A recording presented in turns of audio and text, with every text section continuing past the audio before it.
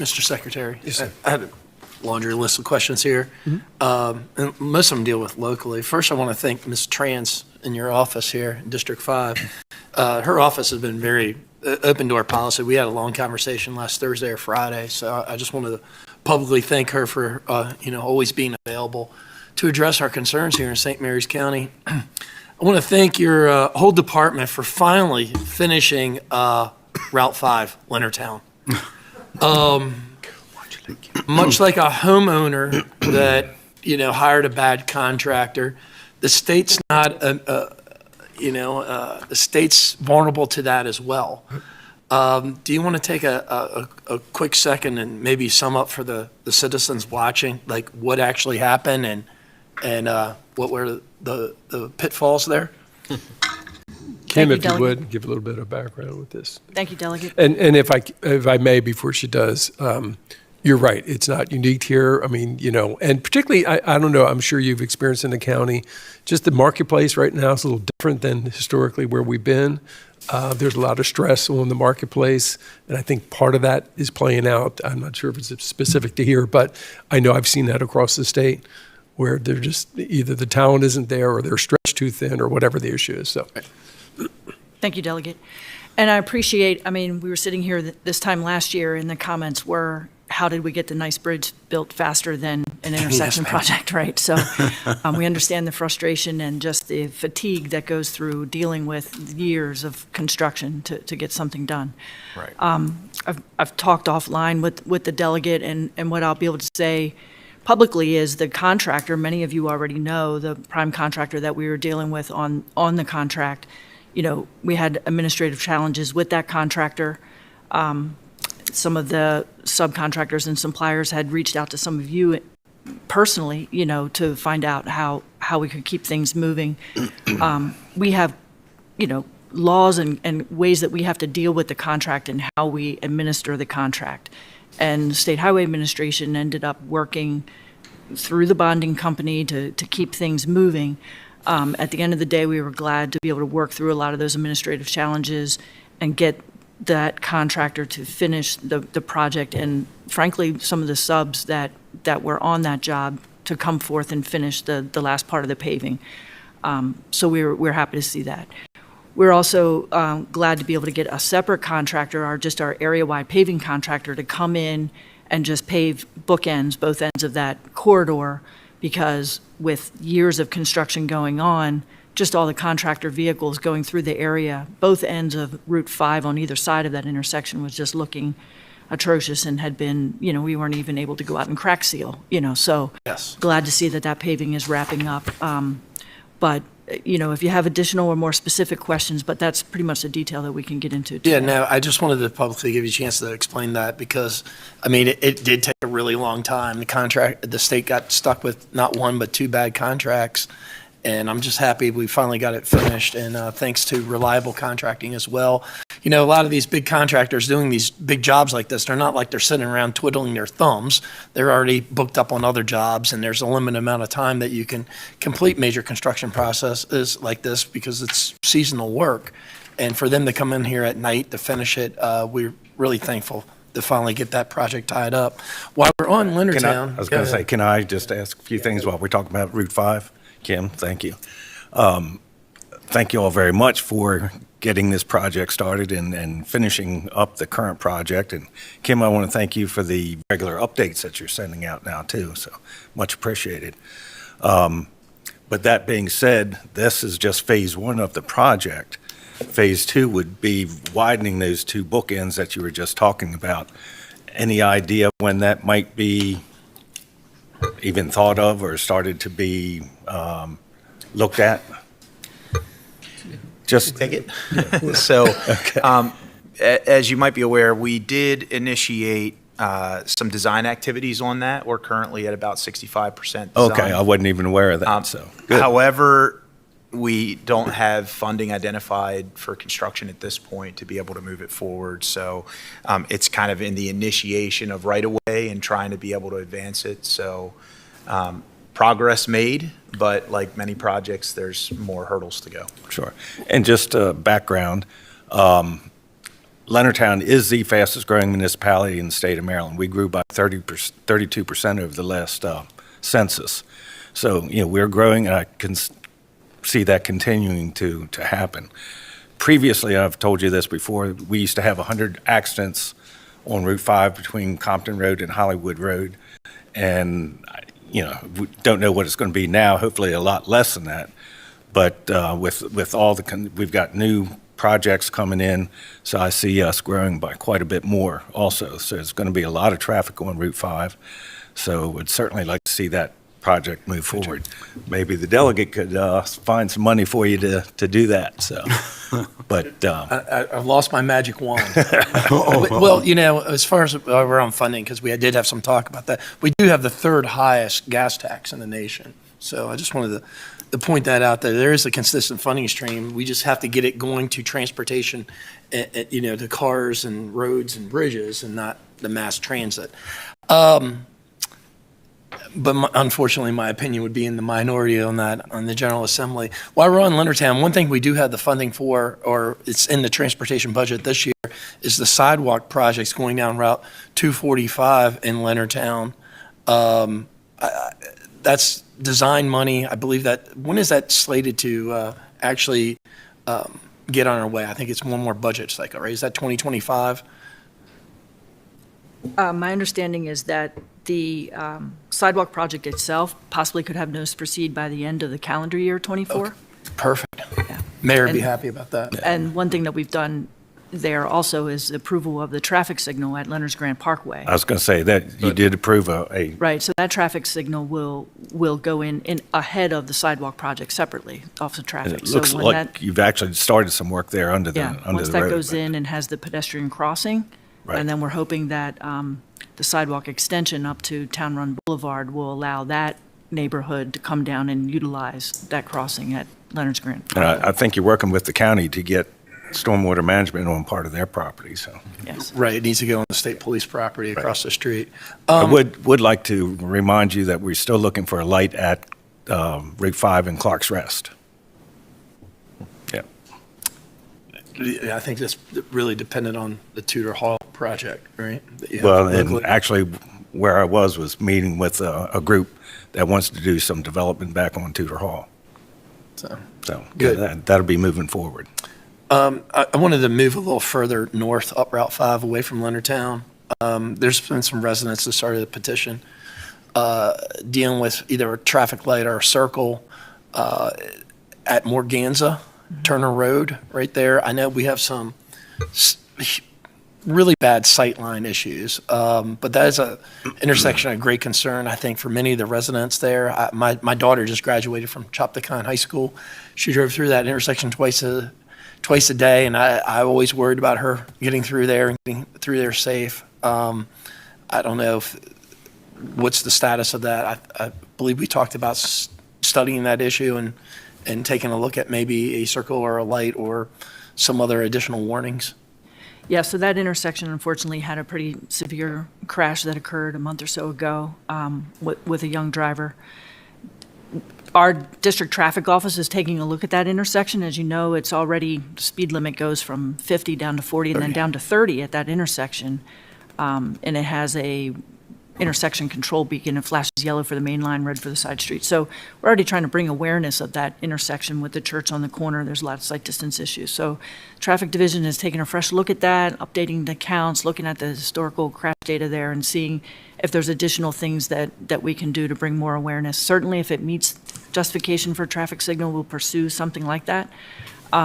We are in conversation with the sheriff's office, too, for some stepped-up speed enforcement in that area. So results of our updated analysis should be ready by the end of the calendar year, and then we'll be able to see where we can go from there. Okay. So that's very good, and I know the residents are wanting something done there.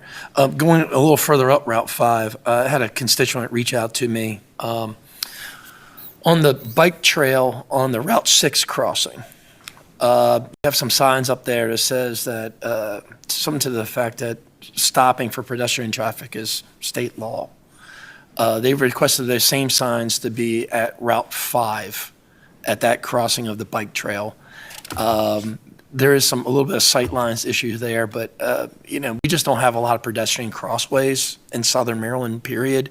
And I know you're supposed to stop there, but being on both sides of that, using that trail and being in a car going across that trail, I can see why people don't stop, because they're sitting there looking at the rear view mirror waiting to get rear-ended. So a couple of constituents did ask for an additional sign, just reminding people that it's part of state law to yield and stop for pedestrians at those crosswalks. And then probably my least favorite subject with State Highway, because we all have a great relationship, the Route 5, Route 6 stoplight up at Newmarket. We redid that, or State Highway redid that intersection about a year and a half ago, 2 years, dropping westbound traffic from 2 lanes to 1 lane to provide some additional safety for that bike crossing or trail crossing there. That's just west of the library. And I know we've try to get out there and redo singles. I know you put those, we tried to put the lanes back to original, how it originally was with 2 westbound traffic with some popsicle sticks out there. They got mowed over like the first day, I think, by some farm equipment.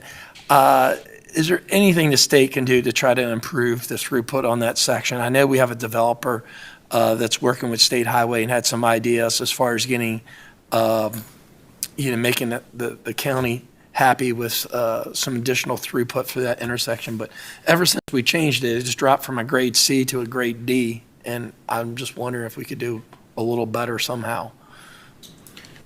I think, so on that point, I think when we look at the existing conditions, the grade C to a D, I think that's when you factor in the new development, right? That's not existing conditions. When we look at those safety features, there were requests made to us related to the need for those safety improvements, kind of similar to the stop for pedestrian request at the other end. It's the same kind of thing. As you mentioned, it is a tight location, frankly, the proximity of the trail to the light. And we think that the design that's been implemented, it works. The signal meets all of the criteria for traffic management today. So we would happily coordinate with the county to see if on their end that they would consider making waivers for their county rules on the TIS that developer has submitted. But as far as eliminating or kind of rolling back the safety measures that we put in, we think that's kind of a inappropriate solution at this point, given the ask and the recognition that was a real safety issue. Well, I was wondering if we could do maybe something a little bit more creative, not rolling back the safety concerns, but we talked about at one point pushing some additional curbing up there to try to eliminate some of the just distractions and provide additional safety for the people walking down the bike track. I think we originally, I think the idea was to provide curbing just south of the entrance at the library there, which would provide a little, additional safety for the people crossing the Route 5 bike trail, or Route 6 bike trail, I'm sorry. Because that's really the problem, is you have a couple different lanes coming out, you have the people coming out of the library there, and so everybody's merging in a very tight intersection, or 2 lanes, well, it was 1 lane, now it was 2, now it's 1, and, kind of drag racing down, and you got a bike crossing right there. I'll just take a look at that, So, see if that's maybe some see if additional it's an stuff. option. But we'd want to work with the county to make So, sure it. Again, thank you for everything that y'all have done for keeping St. Mary's safe and traffic flowing here. Thank I you. appreciate it. Thank you so much. I'd like to take the opportunity to pull the conversation a little bit more back to Thomas Johnson Bridge. As Commissioner Colvin stated, United Bridge Partners was here, and they did a lot of, hosted a lot of meetings, both here and in Calvert County. And there were a lot of concerns brought up about replacement of the bridge. And again, overwhelmingly, people in this county are against a toll bridge. But I would like to know what State Highway's plan is for the Thomas Johnson Bridge. I mean, do you have a time frame for looking at replacing that? Do you have any kind of budgetary ideas of what those costs are going to be? I mean, it's a very important corridor for a lot of reasons. In my opinion, I think it does stem somewhat to national security because of the naval base we have here and because of the nuclear plant over across the bridge that is the escape route for that plant. And again, there's a lot of people, both that live in Calvert, who cross over the bridge to work at the naval base. So, I mean, it's a very, very important transportation for this county, so. Yeah, thank you for the question. We absolutely recognize the importance of the Thomas Johnson Bridge to the county. And so I think the strategy that State Highway Administration and the department has been trying to advance over the last several years is working through the NEPA. And much like what we did with Nice Middleton Bridge, the next step was to fund a little bit to get through some of the preliminary engineering that then positions you to be able to look at grants and other opportunities to bring funding to the table. And so I mentioned in my remarks, we've got that $2 million between the state match and the money that was congressionally set aside to be able to advance some of those preliminary engineering activities. A key question that we're trying to resolve right now is with the navigation study to be able to make sure that the vertical clearance is at the right height. Does it really need to be as tall as it is? Because that could actually change the amount of investment that's necessary for the bridge. And then getting into geotechnical and other types of questions that will have to be answered to help manage the risk on the project. So we're continuing to work and position the project to be in a better place to get funding with future pursuits. You have any kind of a more definite timeline that you can? For the full funding of right-of-way and construction that all would be needed, I'm going to have to say no. We can't forecast out that far given the realities of the financial position. Could we jump back? I think you all talked about, well, I know you talked about the transportation tax fund, the decreasing revenues from the gas tax, partially due to better vehicles and the emphasis on electric vehicles. Is there been any talk more about how electric vehicles would be taxed since they aren't paying the gas tax? Yeah. And I know people have reached out to me with very real concerns about a mileage tax because that disproportionately hurts residents in rural counties when they have a mileage tax. Yes. Actually, it's a national issue, to be frank, that states across the country are looking at. And it's a particular issue for us in the Northeast because our borders are so close to other states. So anything we do, we got to make sure that we don't put ourselves at a disadvantage. If people have the opportunity to jump to Delaware, wherever they jump to, right, to buy fuel, or however it goes, right? I know there's been research on the vehicle miles traveled. That is not something that we're pursuing right now, but it's definitely one that's in the industry that people are talking about, and internationally they've been talking about it. I think part of my feeling is it's also weight of the vehicles, particularly you have that goes up quite a bit, which then obviously has wear and tear. So I think thinking about that as well is important that we do that. But we're all working through this. I'm literally on a group in the Northeast of the U.S. trying to figure this out, what makes the most sense, dealing with some of those issues, rural issues, equity issues, and then just the numbers issue. Right, how to recoup that scale of dollars. I also think, though, it is going to take quite a bit of time for that transition. Even when vehicles do come on board, you're going to have a lot of vehicles that are still obviously tied to motor fuel. So I think there is an urgency to think about it, but I'm not so sure the urgency is right there to solve it right now. But we got to start to move in that direction. That is a topic of the commission that they are wrestling with. In fact, it was one of the reasons the commission was set up, because they were thinking, down the road, what does this start to look like? So right now, I think we just have to work through that, right, and see what makes the most sense. Definitely open to any ideas that people have as we do that. But one that jumps to my mind is weight, like we do with other vehicles, and whether that's through some sort of registration fee or whatever you do, when you purchase your car, knowing that you're going to have that sort of impact on the facilities. And then I think Mr. Johnston talked about the funding formula. and it becoming more equitable. And I just was wondering if you could clarify a little bit, what does that mean for St. Mary's County exactly? More money. You're positive about the new Yeah. formula, but I'm not sure. I know, Travis, correct me if I'm wrong, but basically it means more dollars. That formula was set up years ago with, and I'm not sure what all the dynamics was, across the state. But what we're trying to do, we've worked with the local transit operators across the state to say what makes more sense and should be based more on demand, across the state, and realize that different parts of the state have different types of demand, and how do we meet that? So it's more of a commitment to make sure that we're getting more dollars, particularly to some of the smaller systems. Okay, very good. That's all from me. Anyone else? I got a couple of quick ones. Delegate Morgan took actually a lot of my thunder there because we do have the same district. We do have the same concerns. And regarding the Colton's Point Road and Route 5 intersection there, him and I, we've talked about sight lines in regards to a traffic circle or a light. And there was concern brought up about the geometry of the traffic circle. I believe will not work at all, just because of so much land acquisition and utilities.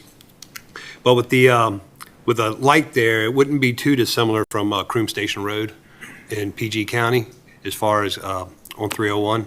It shouldn't be too much different than, because you come at that light at speed, and that's pretty much blind 3/4 of the way down. And in regards to the crossings that on Route 5, I cross over there twice a day, and drivers become immune to the flashing yellow light. If there's a way to retrofit red LED flashers that's activated by users of the path, I think we had those on one other crossover in the county somewhere on a county road, be a lot cheaper, a lot quicker, and it just breaks up the monotony of seeing a flashing yellow light. And it's just a little simple thing like that, and along with new signage, could possibly help there. I know that there's in here in planning, it's under alternative pathways in the handbook. We have handout we were given is a 3-notch trail overpass at Maryland Route 6. Just thinking about the cost on that, and it's much cheaper to go ahead and put those lights up and the curbing that the delegate spoke of. And I'd really like to see that intersection at 6 and 5, the planning get accelerated on that, because that is holding up some commercial development in that area that is desperately needed. And that's all I have on that. Thank you. Thank you.